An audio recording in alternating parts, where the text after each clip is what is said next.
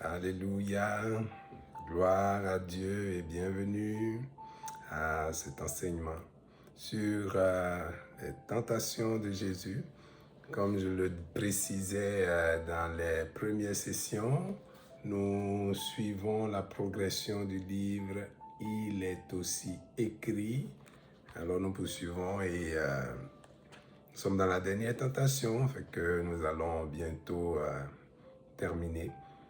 Prions le Seigneur pour cette session. Père éternel, Dieu bon, Dieu puissant, merci pour ton amour pour nous. Et merci pour ces moments, pour partager ta parole. Seigneur, tu dis une seule brebis qui revient, produit de la joie dans le ciel, plutôt que 99 qui n'ont pas besoin de repentance. Seigneur, merci pour ce temps et merci pour ta présence, pour faire du bien à tes enfants. Que ces moments servent véritablement d'édification pour tous ceux qui l'entendent, dans le nom puissant de Jésus. Amen. Alors nous continuons donc avec la troisième tentation. Et avant de continuer, je vais lire cette portion de la tentation que nous trouvons dans Matthieu chapitre 4, versets 8 et 9.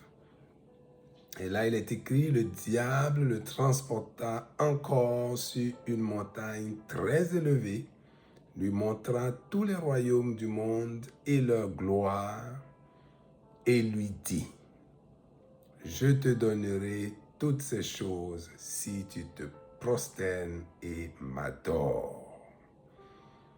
Alors la troisième tentation, c'est ça, le diable qui demande à Jésus de se prosterner, de l'adorer. Mais la portion que nous allons voir aujourd'hui, c'est la première partie du verset 9 qui dit « Et lui dit, je te donnerai toutes ces choses. Je te donnerai toutes ces choses. » Alors nous nous rappelons que le diable a transporté Jésus sur une montagne très élevée. C'est ce que la parole de Dieu nous dit. Donc j'ai mentionné le fait que le diable a encore pu transporter Jésus. Donc le mettre dans les conditions pour le tenter, il a été capable de le faire. Mais la tentation n'est pas péché lorsque nous ne cédons pas. C'est cela que nous devons saisir. Nous pouvons être tentés de toutes sortes de façons. C'est à nous de demeurer dans la parole. Et tant que nous demeurons dans la parole, nous ne péchons pas. Et ce que le Seigneur veut, c'est que nous puissions justement être solidement ancrés dans la parole pour ne pas pécher lorsque le diable vient avec cette tentation, qu'il présente les choses sous toutes les formes qu'il peut. Donc Jésus a été tenté 2 fois, 3e fois, le diable persiste, il l'envoie sur une montagne plus élevée, il lui montre les gloires de ce monde, il lui montre les royaumes de ce monde, il lui montre les gens qui règnent, la richesse, plein de choses, pour lui dire, je te donnerai toutes ces choses. Donc, contrairement aux 2 premières tentations, dans cette 3e tentation, on voit le diable qui fait des promesses maintenant. Il ne cherche plus à pousser Jésus à agir sur la déclaration de ce qu'il est fils de Dieu. Il ne cherche plus à utiliser la parole pour le détourner en transformant la compréhension de la parole de Dieu, parce que sur tous ses plans, il a échoué. Alors, il vient dire à Jésus directement, je vais te donner ces choses. Et il sait que ce sont les choses après lesquelles toute l'humanité court. Après les richesses, après la gloire du monde, après le royaume, la célébrité. Les hommes courent après ces choses. L'humanité court après ces choses. Et il dit à Jésus, je te donnerai toutes ces choses. Donc Satan promet le pouvoir, il promet la richesse à Jésus. Ce ne sont pas de petites choses. Mais on peut se demander, est-ce que Satan a les moyens de faire ce qu'il dit? Qu'est-ce que la Bible dit par rapport à cela? Est-ce que Satan a vraiment le droit de dire, je possède ces choses et je vais te les donner? Est-ce qu'il les possède vraiment? Qu'est-ce que la parole de Dieu nous dit? Lorsque nous lisons dans Jean au chapitre 12, verset 31, nous voyons ceci. Maintenant a lieu le jugement de ce monde. Maintenant le prince de ce monde sera jeté dehors. Et ça, c'est une déclaration de Jésus. Et le prince de ce monde dont Jésus parle, il s'agit bien de Satan. Donc Satan est le prince de ce monde. Le prince de tout ce que nous voyons comme organisation dans ce monde, comme système qui tient ce monde. Satan en est le prince, en est le maître. Mais ce que la parole de Dieu dit nous concernant, dans 1 Jean, chapitre 5, verset 19, c'est ceci. Nous savons que nous sommes de Dieu et que le monde entier est sous la puissance du malin. Donc, Satan, le prince de ce monde, le monde entier est sous sa puissance. Que les gens le sachent ou qu'ils ne le sachent pas, qu'ils le nient ou qu'ils ne le nient pas, Satan est le prince de ce monde et le monde entier est sous la puissance du malin. La parole de Dieu nous déclare ces vérités pour que nous les sachions et que nous puissions nous positionner au bon endroit. Nous pouvons décider d'accepter la parole de Dieu, la vérité de la parole de Dieu, comme nous pouvons rejeter cela. Dieu ne force personne. Jésus est venu, il a donné sa vie, il est mort, il est ressuscité, il est monté au ciel, il est assis à la droite de Dieu le Père. De là, il reviendra dans sa gloire.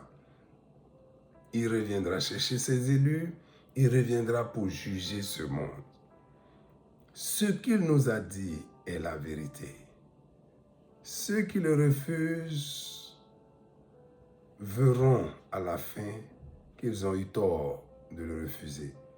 Donc Satan est le prince de ce monde. Et le salut même que Jésus donne, il ne force personne pour l'accepter. C'est une offre. Et quand on t'offre quelque chose, tu peux l'accepter comme tu peux le refuser. Il en est de même pour tout ce que Dieu met à notre disposition. Il y a beaucoup de choses que le Seigneur nous donne. C'est à nous de saisir ces choses et de marcher par la foi dans les choses que Dieu nous donne. Donc Satan est le prince de ce monde et la Bible dit que le monde entier est sous la puissance du malin.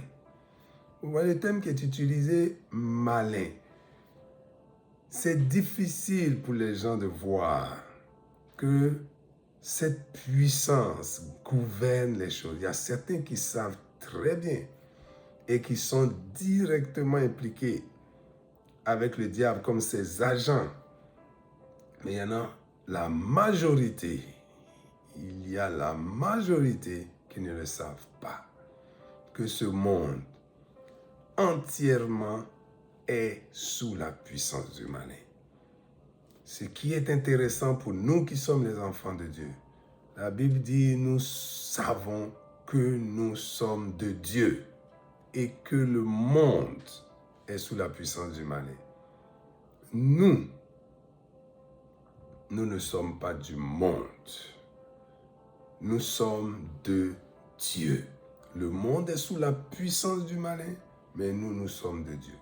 Donc Satan possède effectivement les choses qu'il dit qu'il va donner à Jésus. Les royaumes, les gloires de ce monde, etc. Jésus n'a pas discuté sur ça. Jésus n'a pas dit, Satan, tu n'as pas, etc. Non, il a tout simplement répondu avec la parole de Dieu.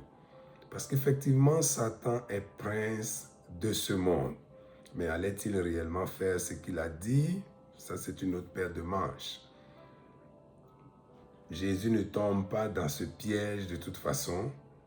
Et nous devons nous aussi comprendre que tout ce que le monde offre, tout ce que le monde peut offrir, nous devons faire attention au fait que le diable est le prince de ce monde. Dieu nous a placés dans ce monde. Nous allons vivre dans ce monde et nous vivons dans ce monde. Nous avons besoin des choses qui sont dans ce monde que Dieu a créé, mais que le diable a mis sous son contrôle pour contrôler les gens. Mais nous sommes de Dieu et nous pouvons en profiter sainement. Alors, le diable possède ces choses. La Bible dit dans 2 Pierre au chapitre 2, verset 19, la deuxième partie du verset 19. Car chacun est esclave de ce qui a triomphé de lui. Alors pourquoi j'amène ce verset? C'est pour expliquer un peu plus comment Satan en est arrivé à être le prince de ce monde. Quand Dieu a créé Adam et Ève, il leur a dit d'assujettir les choses. Il leur a donné la domination sur la création qu'il a faite. Mais Adam et Ève ont écouté la voix de Satan. Ils sont devenus esclaves de Satan. Donc, car chacun est esclave de ce qui a triomphé de lui. 2 Pierre 2, 19b. C'est ainsi qu'Adam et Ève sont tombés sous la domination de Satan. Parce que Satan a triomphé d'eux. Par les mensonges qu'il leur a donnés. Ils se sont éloignés de la vie que Dieu avait pour eux et se sont laissés avoir. De sorte que nous tous qui sommes nés d'Adam et d'Ève sommes tombés directement sous ce même coup de domination. Mais gloire soit rendue à Dieu pour Jésus-Christ qui est venu et qui nous a fait sortir de cette domination. C'est pour ça que 1 Jean 5, 19 dit « Nous savons que nous sommes de Dieu. » Nous sommes de Dieu. Et Jésus lui-même va dire dans Jean 15, verset 19, « Si vous étiez du monde, le monde aimerait ce qui est à lui. » Et il parlait à ses disciples. Mais parce que vous n'êtes pas du monde et que je vous ai choisi du milieu du monde, à cause de cela, le monde vous hait. Donc, nous pouvons être dans ce monde, comme la parole de Dieu le dit, et ne pas être de ce monde. Parce que nous qui avons connu Jésus, qui avons accepté son sacrifice, qui sommes devenus enfants de Dieu, la Bible dit que nous avons été transportés dans le royaume du Fils de son amour, dans le royaume de Dieu. Nous avons été transportés. Pas nous serons transportés. Nous avons été transportés. Aux yeux de Dieu, c'est fait. Nous ne sommes plus du monde. Nous avons été marqués du sceau de Dieu. Nous avons l'Esprit de Dieu. Il nous a fait sortir de ce monde de cette façon parce que nous sommes marqués. Et l'ennemi sait que nous sommes marqués. Il le voit. C'est une marque spirituelle sur nous. Lorsque nous regardons de nos yeux physiques, nous ne voyons rien, mais nous devons apprendre à saisir les choses spirituelles parce qu'elles sont exprimées dans la parole de Dieu et par la parole de Dieu. Donc Jésus dit, déjà ayant choisi les disciples avec lui, Jésus disait déjà à ce moment-là, vous n'êtes pas du monde, parce qu'ils ont compris, parce qu'ils sont venus à Christ et ils sont restés avec lui. Jésus disait, le prince vient, mais il n'a rien à moi. Le prince de ce monde vient, mais il n'a rien à moi. C'est ainsi que nous sommes du royaume de Dieu et non plus de ce monde, parce que nous avons été rachetés par Christ. Alors Satan reste le prince de ce monde jusqu'à ce que son temps soit révolu. Il peut continuer à donner ce qu'il veut, à qui il veut.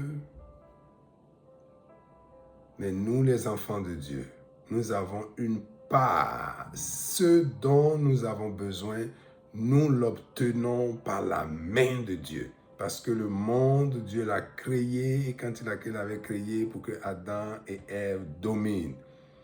Alors quand il nous laisse dans ce monde, il est là pour pouvoir également, par rapport à tout ce dont nous pouvons avoir besoin. Les biens de ce monde, les biens qui sont utilisés dans ce monde, les besoins qui nécessitent que ces biens-là, nous puissions les avoir. Dieu est celui qui vient pour pourvoir pour nous. Et nous ne devons pas chercher à l'avoir à la façon de Satan qui dit à Jésus, je te donnerai ces choses.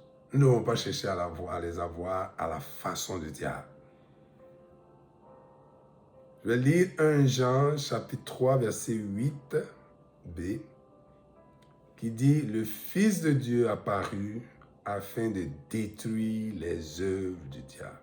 Et nous savons que Jésus a déjà paru. Et quand il est venu, la raison pour laquelle il est venu, c'était de détruire les œuvres du diable. Et la Bible nous dit qu'il a été livré en spectacle, que les œuvres, l'acte dont les ordonnances nous condamnaient a été effacé. Donc, nous sommes libres à l'égard du diable et de ses dominations dans ce monde. Nous avons été dégagés complètement de toute la puissance de l'ennemi, retirés de la puissance, retirés de la domination, et nous avons été positionnés dans une place de domination par rapport au diable. Nous pouvons donc être rassurés en tant qu'enfants de Dieu, confiants et marcher dans cette confiance dans ce monde, sur cette terre. Car notre Seigneur Jésus a tout accompli pour nous. Le diable n'a pas pu l'avoir. Il a dominé jusqu'à la fin. Il a payé le prix que nous devions payer. Il a porté le sacrifice pour nous. Il a tout payé. Il a dit sur la croix, tout est accompli. Tout ce pourquoi il est venu est accompli. Il n'a rien laissé de côté. Tout ce que Adam et Ève avaient perdu, qui les a menés sous l'autorité de Satan, Jésus a récupéré tout cela. Et en lui, nous sommes positionnés dans le royaume de Dieu. Nous devons apprendre à vivre en lui, c'est-à-dire vivre les choses qu'il a mises à notre disposition, qu'il a déclaré, vivre ces choses, croire profondément et vivre ces choses. C'est à cela que nous sommes appelés. Cherchons à comprendre ces choses, à saisir ces choses et à vivre la vie que le Seigneur a pour nous. Gloire te soit rendue, Père, pour l'œuvre que tu as accomplie, pour ton amour manifesté envers nous à travers Jésus-Christ. Merci, Seigneur Jésus, d'avoir accepté de laisser ton trône, de venir au milieu de nous, d'accomplir ce grand sacrifice par lequel tu nous as libérés, rachetés pour Dieu et positionnés en toi dans le royaume. Merci pour ta parole que tu nous permets de recevoir, de comprendre. Saint-Esprit, illumine les cœurs de tes enfants toi-même et suscite dans les cœurs plus de soif pour les choses de Dieu. Merci pour ton amour. Merci pour ta grâce. Multiplie envers nous. Dans le nom de Jésus, j'ai prié. Amen.